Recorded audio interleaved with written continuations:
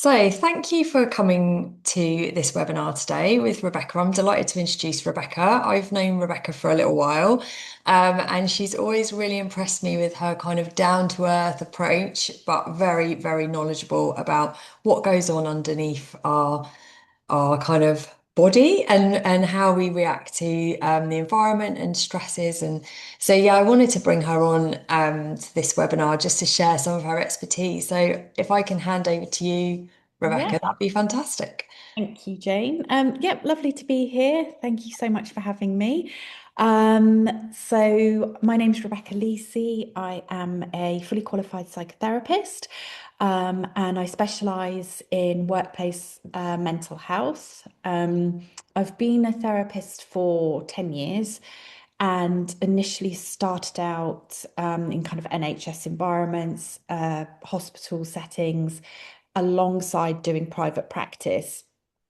And something that I have become really aware of over the years of just working with hundreds of different people is that fundamentally we are all really wired the same. And I think there's lots of information that I've kind of picked up over the years, which has really helped me to better understand myself and my clients. And I'm just really passionate about sharing that information in a way that is hopefully very digestible, very accessible, but will also be something that's relevant to you and your teams and kind of where you are in your sort of day-to-day organizational running and life.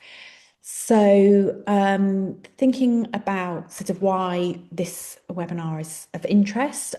So, most of us have some experience, I should imagine, of being under some kind of stress, probably more these days than in previous years with all the things that are going on in the world. Um, but I think one thing we can all relate to is having a lot of external pressures, whether that's to do with work, home, and probably both. And I think one of the things that I have come up across regularly is that there's this expectation that we should all be able to manage our stress and kind of be fine with it, despite most people not actually having any tools or being taught what that really looks like. So we'll talk a little bit more later about regulation, self-regulation, and what that means. But again, it's something that, we kind of the outside world expects of us without really having any kind of fundamental teaching of. So hopefully I can share some stuff around that which will be helpful. So some of the main sort of things we want to be thinking about throughout is kind of making this stuff applicable to you as an individual. So what happens for you specifically when you feel under pressure as a leader in your business, when you're confronted with the challenges that are, and what happens to you, how you feel, and how does that impact the people around you. So um, so all of our workplaces or anywhere we are basically, but if we're focusing particularly on work, the workplace, if we think about it, is it's basically an ecosystem of interconnected nervous systems. Okay, so we're all people, we all have a nervous system, we're all in this kind of situation together, and the thing we know about anxiety is that it spreads fast. It's very contagious. Most feelings are. So, as a leader, sort of, what do we do with that? How do we manage that for ourselves and for our team? So, I don't know what people know or don't know about kind of the nervous system, but I like to just break it down into really quite sort of straightforward terminology. We all have a nervous system, and it has one very simple job, and that's to keep us alive. So it is scanning constantly for threat. Okay, so our nervous system its job is not to make us happy. It's not for us to perform well. It's literally to keep us alive. It is a survival system. Um, and it operates in constant communication between body and mind. So When we think about our nervous systems, we think about how safe we are. Sorry, I'm just moving this out of the way. Bear with me 1 second. Why is that on there? Sorry. Am I still sharing my screen? Yes, you are. Okay. Well, it's black at the moment. Yeah, I don't know why that's happened. Just bear with me a second. I'm just going to get back on track. Okay, are we back? Yeah. So when we think about our nervous systems, we're thinking about the purpose that they serve, which is this idea that we're constantly scanning for threat. Okay, so this is something that's very primitive, it's very biological, it's innate in all of us. Our ancestors who were living in caves and so on. It was a much more primitive response for them. But now, as sophisticated as we are in lots of ways, our nervous systems are still as basic as they were then. So we are constantly scanning for threat, for danger. And when we start to sense that there's some danger, then the pressure starts to rise, and our brain will prioritize our survival over strategy. So we may have all this wealth of great information that we know about how to do things and what to do, and great strategies for overcoming things. But actually, if our brains go offline and into survival mode, then it's almost impossible for us to access that rational side of our brain that knows what to do. So three things I'm sure most of you, probably all of you, will have heard of the three main states that we go into when we sense that there is some danger. So it's the fight, the flight, and the freeze. And these aren't weaknesses, okay? These are just automatic biological responses. Unfortunately, what's happened over the years is go back to when we were in caves and a threat would look like some kind of predator coming for us. The fight response would be, okay, I'm either going to take on this animal or I'm going to run away from this animal or I'm going to freeze and play dead and try and survive that way. Um, Now, what does threat and danger look like? Well, most of us don't live in an environment where we are in physical danger, certainly not consciously anyway. But we still perceive threats. So our brains don't know the difference between, a woolly mammoth coming towards us and opening our laptop and seeing 500 emails that all need to be responded to before 9 o'clock. It's the same anxiety inducing state.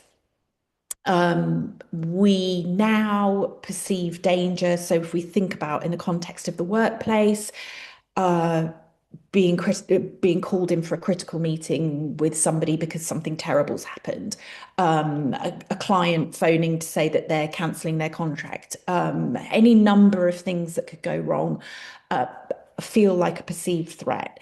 And so what we're sort of thinking about is what happens to us when we go offline. So this fight, flight, and freeze as the basic kind of concepts. What's kind of happening physically is basically our brain just starts producing mega stress hormones at any kind of perceived threat. And again, this can be, well, it's unique to everybody, but I'm not sort of talking about, the physical threat. This is more sometimes very unspoken things. So our perception of what's going on or how somebody is behaving towards us. And we start flooding ourselves with the main stress hormones, which are cortisol and adrenaline. And back in the day, these used to be very useful because if we did have to escape from a dangerous situation, we needed lots of adrenaline to help us physically run. We needed that cortisol to be flooding us to get us the hell out of there as quickly as possible. But we've changed and we've evolved. And so, actually, that amount of adrenaline and that amount of cortisol, when we're in a situation in the workplace, can be really unhelpful and potentially really overwhelming. So, just to kind of put this in a bit of context, when we talk about workplace examples of fights, what does that kind of look like? So, It's a quite a defensive mode. Again, this isn't about having a judgment on the behavior. It's just trying to understand it in a different way and potentially make some of our unconscious communication a little bit more conscious to ourselves, just so we have that awareness. So fight often looks like snappy communication, being quite defensive, particularly in meetings, over asserting ourselves or escalating a conflict, which could be dealt with in a different way. So this is kind of your modern day fight situations, scenarios. Flight. So as we know with our ancestors, that would have looked like basically getting as much adrenaline running through your veins as you can to run the hell away from whatever it is that's chasing you. Nowadays, it's very different. So, what might flight feel like for us? So, it's that overwhelm, that fear, that anxiety that this isn't good. I don't want this and I don't want to be around this. I need to get away. Avoiding difficult conversations in whatever way that takes place. Overworking is one that goes massively under the radar. So by way of kind of constantly keeping ourselves busy and not confronting what the issue is, we create an environment where we're constantly engaging, we're overworking, there's always busyness, there's something. It's a form of defense. And which leads to very often difficulty switching off, which I'm pretty sure most of us can probably relate to on some level. Most of my clients describe nighttime being a particularly difficult time to switch off. I can certainly relate to that. Not necessarily the getting to sleep, but the waking up in the night and the intrusive thoughts coming in about what have I got to do tomorrow? What have I not addressed? This is happening. I've got this to prepare for. And then how do you manage that so that you can, so that you can reduce the cortisol and the adrenaline that's keeping you up in fight or flight mode. And then there's freeze, which is definitely my go-to. So not one particularly to fight back, not one to particularly disappear, but freeze. So that manifests in indecision. So actually, I'm so frozen, I'm so stuck, I'm so overwhelmed, I can't do anything. So I'll do nothing, which leads to this kind of procrastination, which is, I know I've got all these things to do. I'm so overwhelmed. All of this is going on, and actually, I can't, my brain's gone offline, and I can't make those decisions that I need to make. Again, mental shutdown in meetings, struggling to think. So if we think about how this might be manifesting, for example, in our teams, very often I have clients feedback to me, why is so and so so distant? I'm in the meeting. It's really disrespectful. I'm trying to talk to them about something, and actually they're just not engaging. They're not present. They're just, thinking about God knows what. And so thinking in these terms about, that presentation potentially being a freeze presentation or what's happening for that individual. If it's a mental shutdown, why? What's going on? What is it that's so overwhelming? So just thinking about sort of these nervous system states in the context of kind of our workplaces. So just in summary, to say that, how does stress impact us, our decision making? We effectively we go offline. Okay, so we become much more emotionally reactive. Our risk perception changes, which I think is a really interesting one, particularly when it comes to decision making. Our ability to solve problems reduces. Again, because the thinking is not there. We've switched into the survival.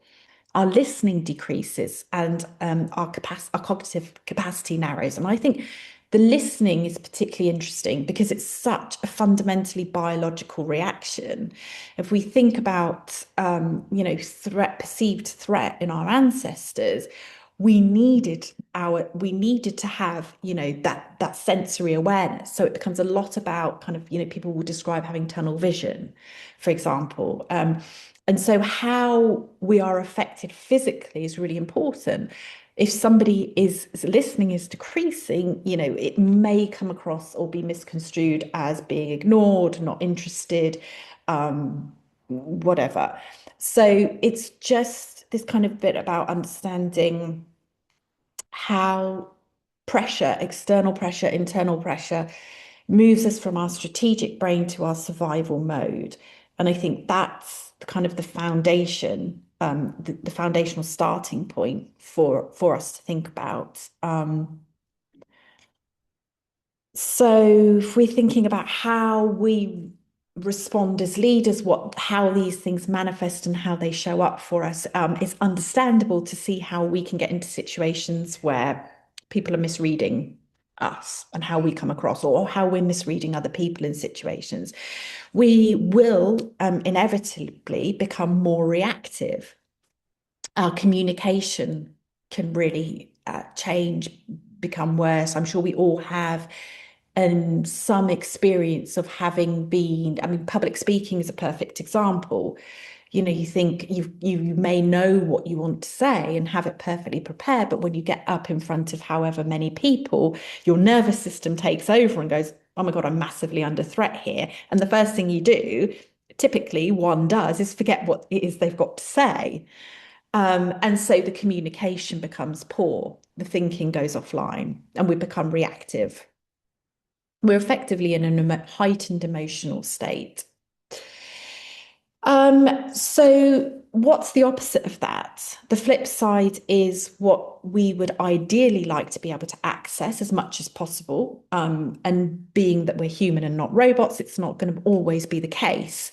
But when our nervous system sense safety, then something very helpful happens. Our nervous system starts to regulate for us.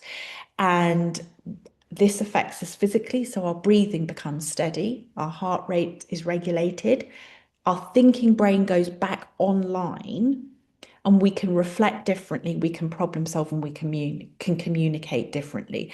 So the idea is, yes, we understand that our natural response is to go into potentially the fight, flight, or freeze mode. But what we really want to be thinking about is how do we then engage our nervous system into a place of safety to get back online? We want our brains and our bodies to feel safe so that we can reconnect with our capacity for thinking clearly, for the decision making, having our brains back online, having our breathing steady again, because we've communicated to ourselves we're not in danger, we don't need to run away, and all of those things come across then in our ability to be able to communicate more effectively. So that's the sort of what's happening. And now the $1 million question is, what can we do about it? So I think in terms of from a psychological perspective, there are three sort of core conditions, if you like, or sort of things to think about in terms of allowing our teams to flourish. And three of these principles for me have really stood out in the work that I've done both with individuals and with groups. And we're thinking about co-regulation, and I'll go into these in a little bit more detail, obviously. Co-regulation, focus on connection and authentic leadership. There's lots of sort of buzzwords and phrases that get thrown around. I'm sure you probably see it. I definitely do, and partly because of the people I follow on LinkedIn. But you get kind of these buzzwords come up about, co-regulation or psychological safety and authentic leadership, but what do they actually mean? So I want to sort of break it down a little bit and try and make it accessible but be relevant. It's great having all these things, but not if they don't actually mean anything to us. So just thinking about awareness before reaction. So this is one of the fundamental principles that is taught in psychology, is tuning into ourselves first and foremost. So what does stress feel like for you? It's all individual. We're all wired differently, although fundamentally the same, but our symptoms manifest differently. So it's really important to know what happens for you, to have a good understanding of that, so that you can support yourself through moving out of it and into what we're ideally looking for, which is our regulated state. So, some of the really typical things that happen when we're in stress situations are things like tight chest, faster speech, we feel irritated, our thoughts start to racing, and all of this is information for us. Okay, so this is just all information that we can have in order to prepare us to think about how we want to respond. So, I'd say the real sort of foundation of my work is around making unconscious, making the unconscious conscious to the best of our ability. It's impossible to make everything a conscious process. And in fact, I'd suggest that probably quite maddening as well. But I think in terms of understanding our process, the more we can make that a conscious process, the better. The more power we have over it, the more information we have, the better choices that we can make in alignment with what we're trying to achieve, as opposed to reactive responses. Um, so the hows. Some practical workplace shifts. Again, we're going to go into these more in depth. But just some of the core things that we're going to be thinking about in this space are, as leaders, what we are trying to communicate and how we go about that. So we know that the really important factors are having clear expectations of people, and people having clear expectations of us. When it comes to feedback, being able to give that in a calm and timely way. So again, we're thinking about moving away from a reactive space and into a thoughtful, regulated, pre-thought and decided space. Okay. And that's particularly important when it comes to giving feedback. And we'll talk more about the whys and wheres of that in a second. Um, Normalizing uncertainty is so important. I think quite undervalued as well, or recognized or appreciated. It's something that I noticed really helps me as a therapist. Is lots of my clients will come, especially for one-to-one, and there's a definite sense of nervousness or anxiety in the room that, they're perhaps doing something wrong that I've got all figured out. And it's absolutely not the case. And so normalizing that we're all human beings, that we all have our own struggles. There's always going to be uncertainty. It's how we manage that and how aware we can become of our process that's important, not being perfect, and certainly not being a perfect role model in terms of how we manage our teams, and what part of us do they get to see that is perfectly flawless human, fallible human. So normalizing the uncertainty and addressing issues as early as possible. Again, perhaps easier said than done at times, but just something to have in our conscious awareness. So, if you're thinking about techniques for improving self-regulation, so this whole idea about regulation starts off very early. Regulation means, what does it mean? It means being in a state where we can perform to our best ability. We learn regulation from the moment that we're born. It's incredibly important in terms of the child caregiver bond. It actually is, our brains develop through regulation from our primary caregiver. It's how our nervous systems learn to be calm, that know that we're safe. We see this regulation primarily through things like eye contact, and facial expressions. So, on a completely unconscious level, when we're babies, we look to our primary caregiver, very often our mothers, and we need to see reflected back in her safety. And we read those messages through things like eye contact. I'm here, I'm present, I can look after you, you're safe. Smile. Everything's fine. There's no anxiety here. You are safe. These are all the core conditions that we absolutely fundamentally need to be able to psychologically thrive as adults. The problems arise when we start to think about situations in trauma where we perhaps haven't had those good early beginnings, or individuals who haven't had an opportunity to be regulated by a caregiver for whatever reason will then go on to struggle with their own sense of self-regulation. And we see this unfortunately played out every single day in the justice system. And it very often starts off as childhood trauma. As we know, there is a strong correlation between childhood trauma and our brains not being able to develop in a way where we can handle, manage stress and self-regulate. For most of us who've had a good enough upbringing, and I quote good enough as one of the brilliant forefounders in attachment theory spoke about, we don't need to be perfect. And this also extends to us as leaders, as parents, as just general human beings. We don't need to be perfect. We just need to be good enough. So when we're thinking about improving our emotional regulation skills, these are going to help us across the board of life when we encounter anything that's difficulty. It's how we build resilience. So starting by understanding ourselves, understanding what happens to ourselves, understanding what some of our trigger points might be. And again, these are going to be, pretty unique to most of us, but there will be a lot of crossover. So thinking about, on an individual level, what are some of the things that trigger us? Sorry, I've gone too fast there.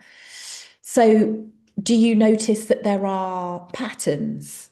Are there certain people, certain places, certain phrases? I had a client who was really triggered, ironically, by the word triggered. And just found that she would be sort of leading her team and sort of people sort of saying, oh no, this is really triggering me, and sort of, and she felt really quite sort of defensive as a result. So that was the piece of work that we needed to do around what was going on for her there. And, quite interestingly, and very often it leads back to some situation from the past, which is being played out again. So which leads me on to my next point of, are you responding to an experience in your past rather than a current situation? So when we think about anything in psychological terms, we tend to think about our past experiences being really relevant to now because they're pretty much the blueprint of what we have has gone on before. So it's really important to think about, what's going on. A new person joins the team. What is that dynamic that's being created? Is there something from the past that's triggering me about that individual, about the way that I feel I'm being perceived? Is there a potential that I'm projecting something onto them? These are all of the kind of unconscious dynamics that get played out in every workplace every day. So then considering the consequences of possible responses and consciously choosing them. So again, this ties into kind of taking that time to understand what's going on. Our starting point being going back to the fight, flight, or freeze. What's my response here? What's happening? Am I going into freeze? Am I going into shutdown? Why? What's the perceived threat? What do I feel uncomfortable about? How then do I want to respond, as opposed to a default response, which, if we're using my example of being in freeze, might be to just ignore and do nothing, when actually I need to come up with a response. I need to move out of that state and I need to think of something that's going to consciously help me improve the situation.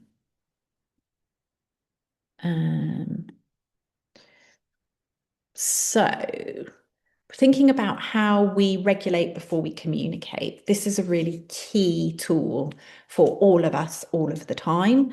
It's not something that we necessarily get taught, or certainly most of us haven't been. I think things are possibly changing in terms of how the education system integrates some more sort of softer skills into their learning. But if we think about regulating before we communicate, on what does that actually look like? Carving out time to pause before we respond is essential.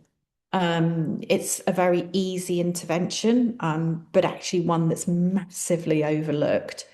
And as leaders, it's imperative that we give ourselves that space.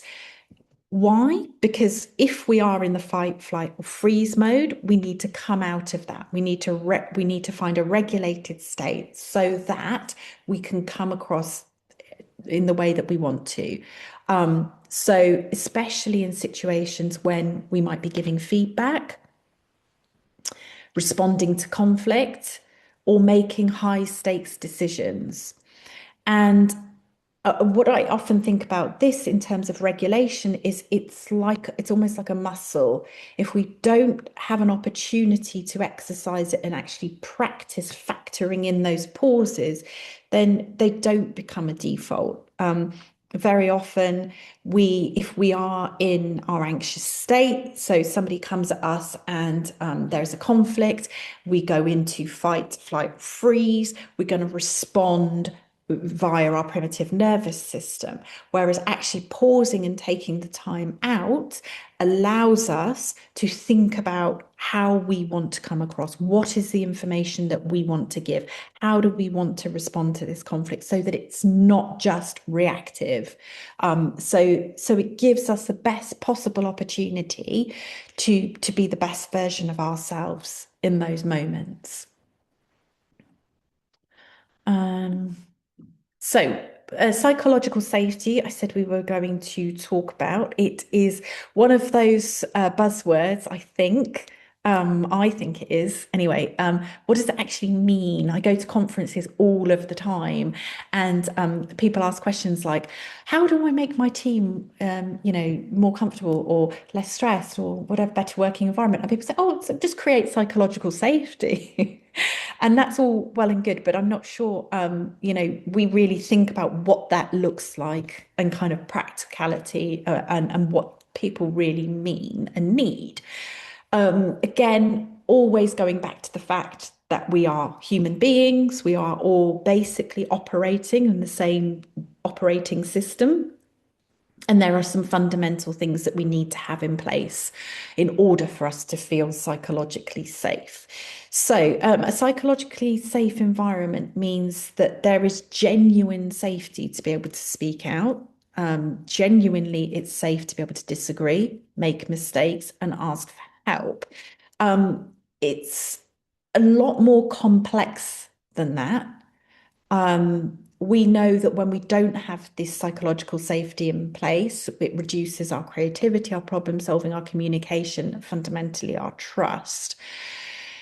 The thing that makes it much more complex is that we each come to the table with our own history, with our own lifetime of experience of people, of relationships, and of trauma to an extent. And so, what one person's version of psychological safety feels like may not be the same for someone else. We each of us have a different tolerance to what's safe. A lot of that, again, forgive me, I'm a psychotherapist, goes back to childhood and goes back to the environment within which we're raised, which acts as a blueprint for how we expect other people to perceive us, to treat us, etc.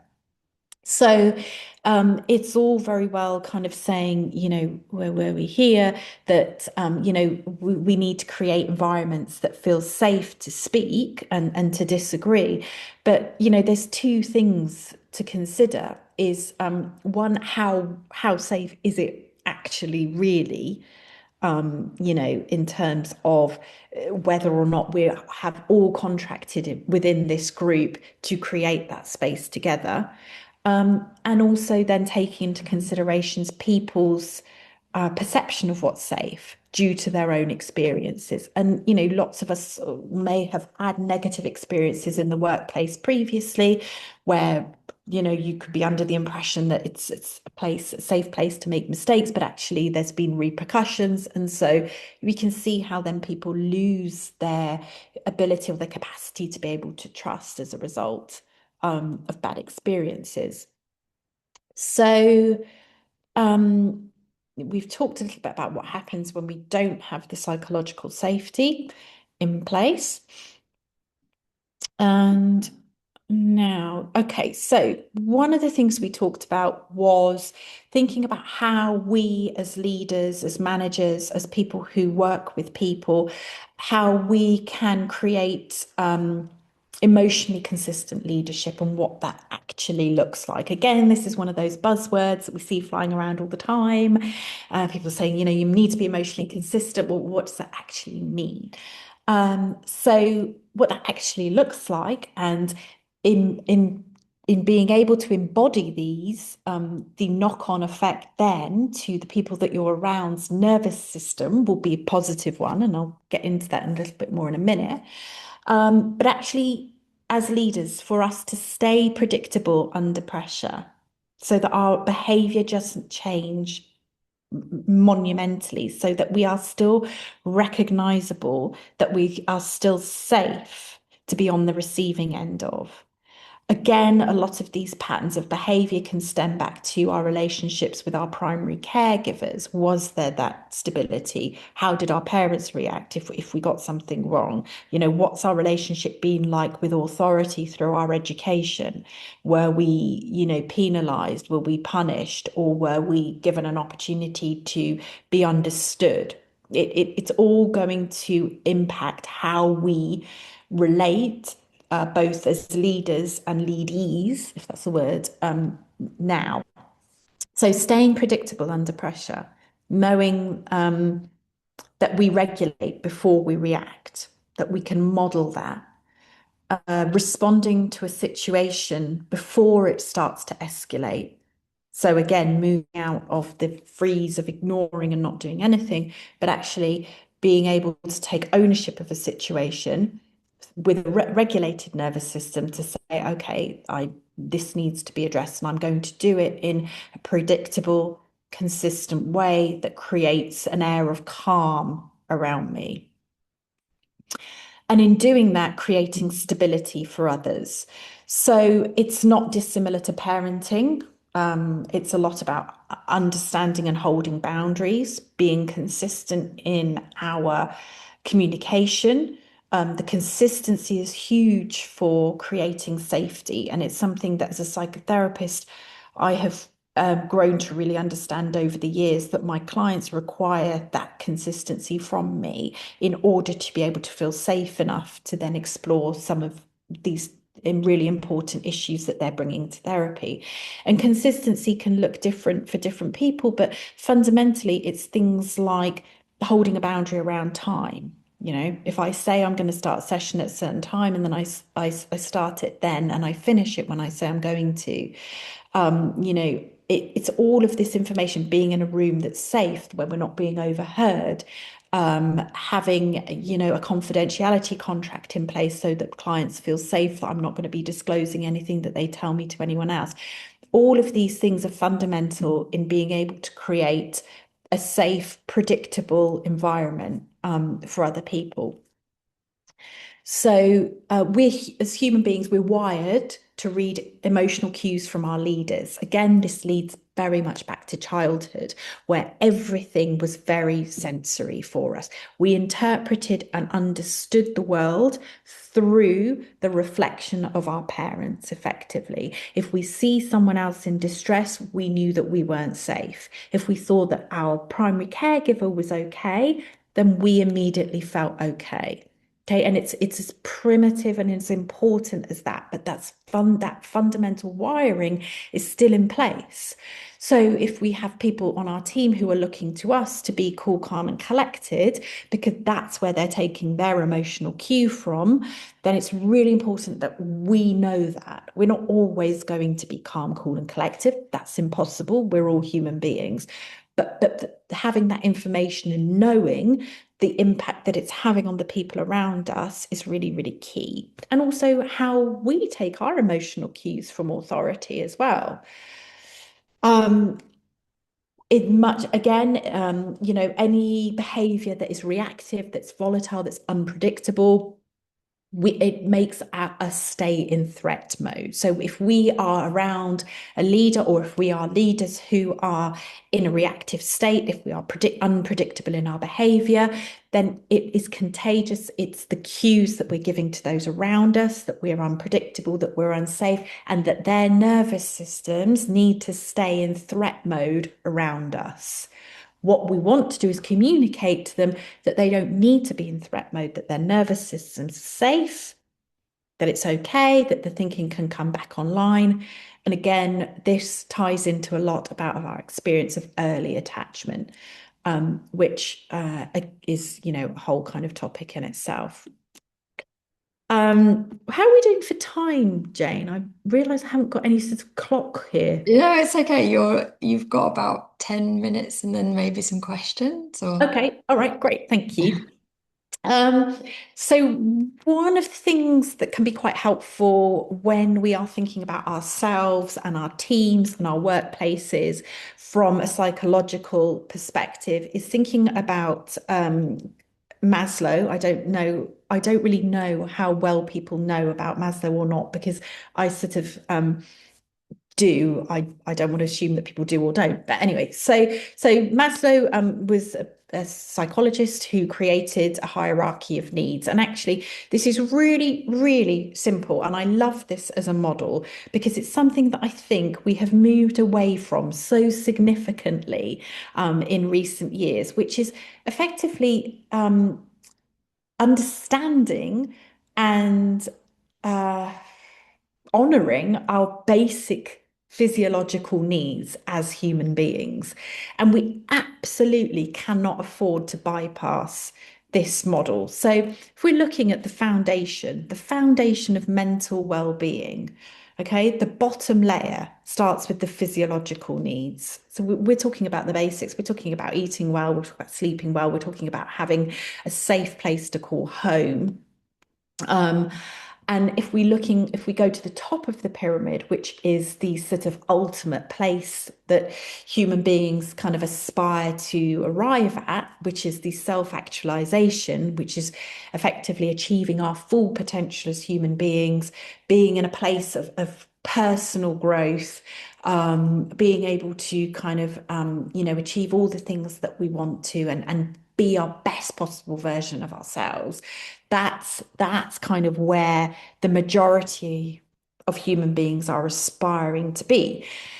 What very often happens, though, and particularly in the workplace, is that we expect of ourselves to show up every day in self-actualization mode, which is the very top here of the pyramid. But very often bypassing all the steps that fundamentally get us there. So if we go right back down to the basics of physiological needs, how many of us can genuinely say that we get enough good quality sleep every night or most nights, that we eat what our bodies need when they need it, that we hydrate to the point where it's good enough. Probably, I mean, I speak for myself. I'm definitely struggling on a daily basis with the physiological kind of one, let alone going up the hierarchy. And I'm acutely aware of this stuff. So if we kind of think about that as our baseline, we have this expectation for ourselves and for our teams to be at the achieving the potential on a daily basis. But it's really important that we just make sure that those other steps are in place as well. So these are all things that we know. I just think it's helpful sometimes to just be reminded of them. So when we think about safety, what do we need to feel safe? So things like security and stability, that looks different for different people, but fundamentally, we need to have certain things in place. Know that we're safe, and both physically and emotionally. So healthy relationships, a safe place to live, all of enough money to be able to pay our bills, etc.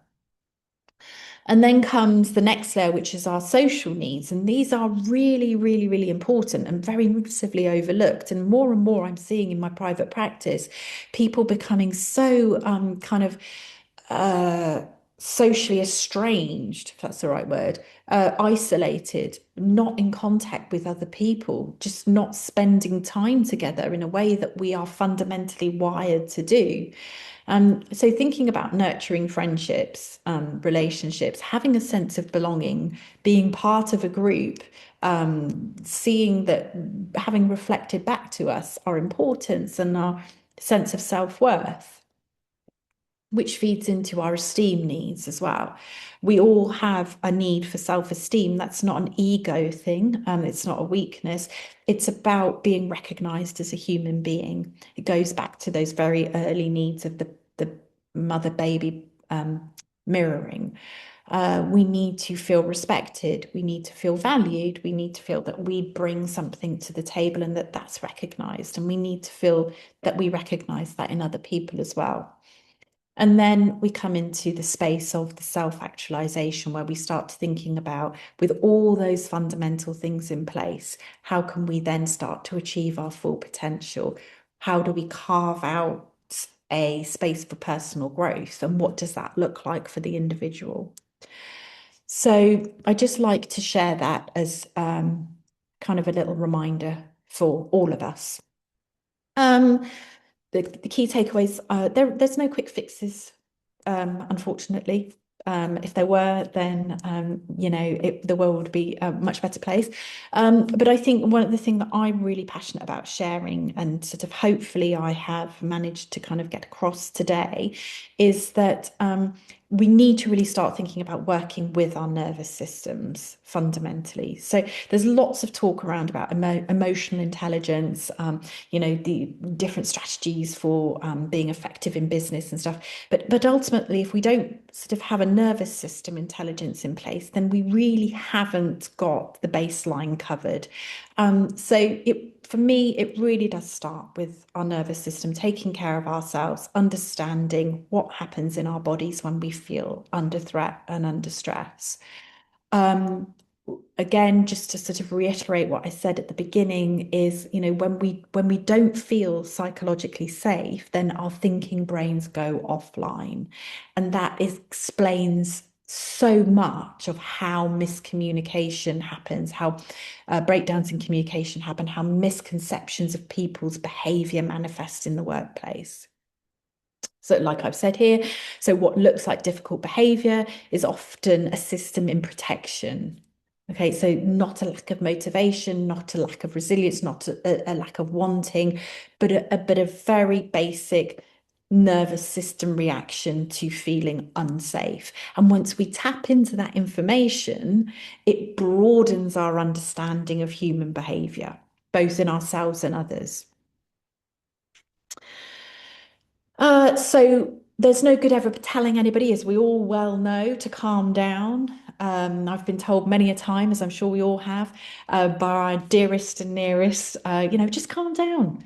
You're overreacting. That doesn't work, does it? And what we actually need to do is we need to regulate ourselves into clarity. So, understanding the main principles again, the psychological safety, regulating ourselves under pressure, creating and sustaining healthy workplace relationships. These are the fundamental framework to be working to when we're thinking about how we assess well-being in our businesses. My final thought, just again, I can't harp on about the nervous system enough. When we understand it, something shifts fundamentally. It's an opportunity, it's a lens for us to think about ourselves and our relationships with others and for other people to understand themselves. We can use it to feel better, to think better, to communicate better, and ultimately lead better. And really, that's kind of my sort of parting thought to you.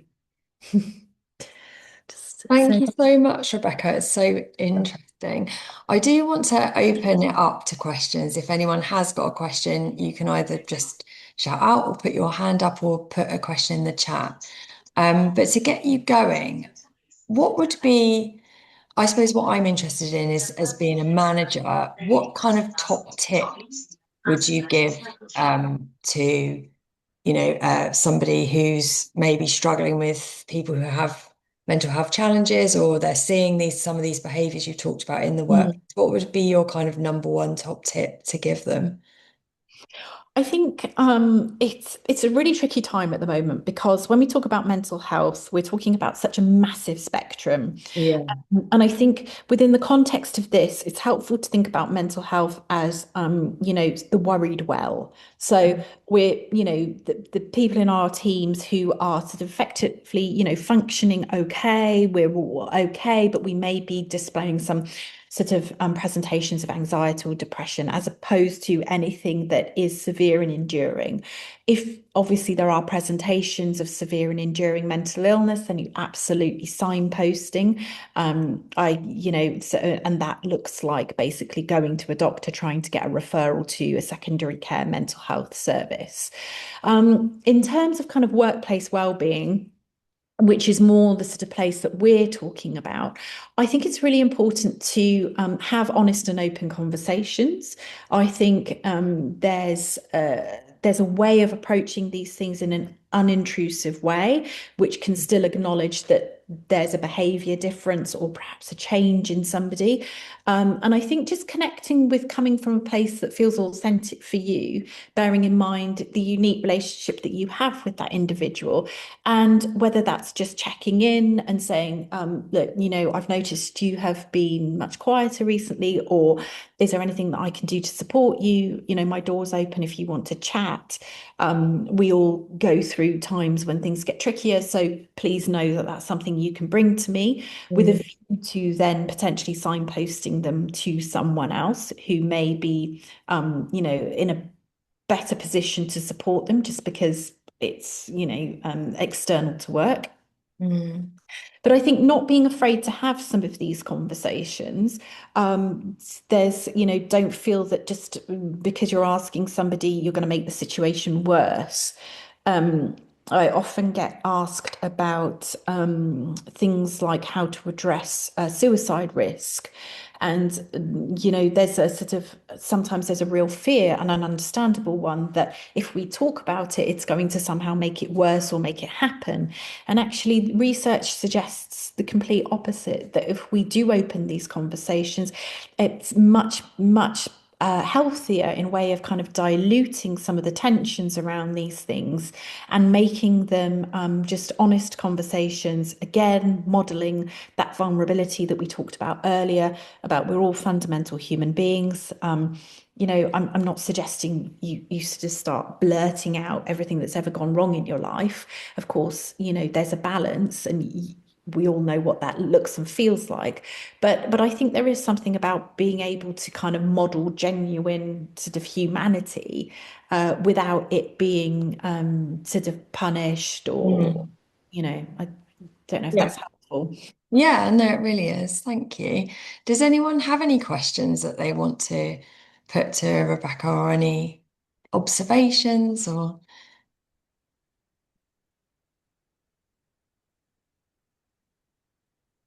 no? No, I'm only to say that I Sorry, go really on. enjoyed that. No, just to say that I really enjoyed that. And one thing that it was really conscious that I thought today was I took the day off to do, it was kind of a well-being thing. I always take a day off, but I'm not going to be busy. And that never happens. I'm always busy. So nothing today was important enough to not take a day. But weirdly, I looked out in my garden, all the jobs that I was doing, I went straight into, right, if I get my head down, I can do all of these today. And I went straight into kind of fight mode, like I am with work, like get it done, get it done, and had to kind of check myself a bit and go, it's not the point of today. Today's a day off. It's a nice day. So I guess what was really nice today was mentioning that, like, think about it, take a step, have a breath before you go into something. My version is the garden, but it could be just a team call or something like that, that where you're just reflective of your state at that time. Mm. Yeah, absolutely. Yeah, and thank you for sharing that. I think it's absolutely something that it's not something we give ourselves a huge amount of permission to do. And I think the other thing as well, when we talk about sort of like things like the well-being industry has slightly hijacked kind of this space a little bit. And as much as it sometimes feels a bit indulgent to take Mm. that time. And, I sort of try and get the point across to people that, just because you're taking a deep breath before you go into a meeting, you don't have to get a yoga mat out and start spraying incense around that place. Like it's literally just what works for you. You're just trying to give yourself a 5 minute reset. You don't suddenly have to start spouting the words of Buddha. It's all within the context of what works for you. And I think we get so bombarded with information about all the things we should be doing, that it's just frankly overwhelming. So even if it is just literally taking those 5 minutes of how do I want to approach this next segment of my day on my terms, is massively valuable, as opposed to sort of getting bogged down with the right. Am I drinking enough water? Have I had a protein shake? Now I need to go and meditate for half an hour. Which it doesn't need to be that big of a deal. Definitely. Anyone That's else have great. any thoughts? No? Well, we'll probably leave it I there. just Oh, wanted to say sorry. thank you. Go on, Matt. Just wanted to say thank you very much. Oh, you're welcome. Thank you for Thank you. tuning in. Thank you. Thank Yeah, you. thank you all for taking the time. And I hope you do go and sit in the sunshine now because it is beautiful out there, isn't it? So just take 5 minutes, like Rebecca says, to pause before you do your next thing. Thank you so much, Rebecca. It's been fantastic to hear from you. It's such an interesting topic. And we wish you the best for the rest of your day. Speak to you all soon. Thanks so Thank much. you. Thank you. Bye bye. Bye now. Bye.